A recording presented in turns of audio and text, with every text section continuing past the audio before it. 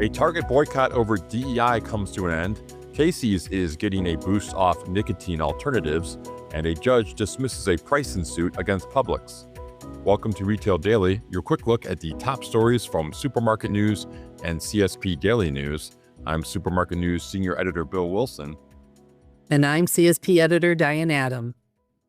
It's not a DEI reinstatement, but it is progress. A boycott over Target's pullback on diversity, equity, and inclusion policies has ended, but another remains. Jamal Bryant, senior pastor of New Birth Missionary Baptist Church in Stonecrest, Georgia, led the Target Fast boycott last year in response to Target's DEI decision. Bryant said he has made progress in talks with the Minneapolis-based retailer and its new CEO, Michael Fidelki, and has called off the shopper protests.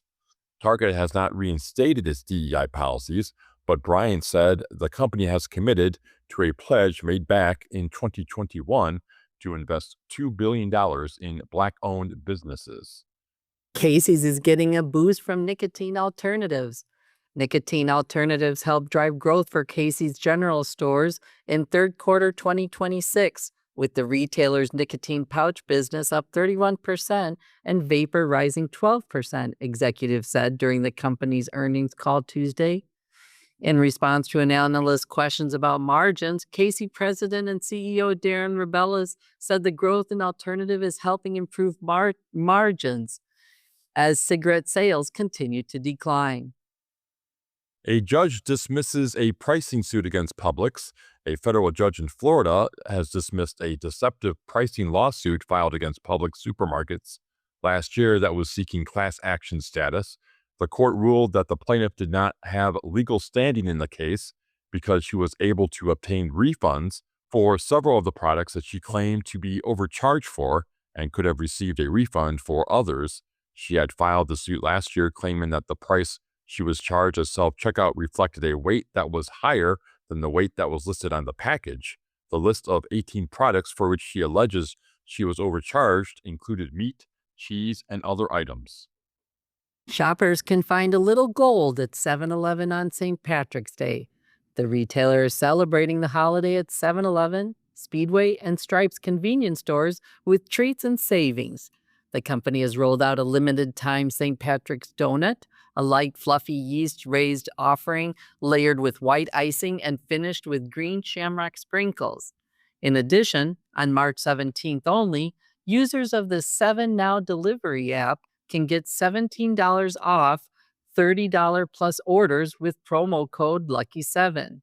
In addition, there are $1 deals now through the end of the month for 7 Rewards and Speedy Rewards members. Big Y expands in Massachusetts. Regional supermarket chain Big Y said it is investing $130 million to open 6 new stores in its home state of Massachusetts, including 2 that opened last year. 2 of the locations are stores that had been slated to become Amazon Fresh stores before Amazon discontinued that banner. In addition, Big Y is planning to open 2 new stores in Connecticut next year as it seeks to have 100 locations by its 100th anniversary in 2036, a Big Y spokesperson told Supermarket News. Big Y currently operates 77 supermarkets in the Northeast. Buc-ee's is coming to Ohio. The retailer will open its first Ohio Travel Center on April 6th. The site is in Huber Heights, located in between Columbus, Ohio, and Indianapolis. Buc-ee's Huber Heights will occupy 74,000 square feet and offer 100 fueling positions and 24 EV charging stations. Now that tariffs were ruled illegal, one shopper wants to get paid. Matthew Stockoff is suing Costco, claiming the retailer owes him for tariff costs. The lawsuit, filed in an Illinois federal court, says Costco should offer refunds to customers after the Supreme Court ruled last month that President Donald Trump's tariffs were unlawful. The suit seeks class action status on behalf of Costco shoppers. Associated Wholesale Grocers' private brands program, AWG Brands, is introducing 63 new products during the first quarter of 2026 as part of a broader effort to expand value-focused offerings for independent grocers. The rollout spans several of the company's store brands, including Best Choice, Superior selections by Best Choice, Tippy Toes, Top Care, and Simply Done.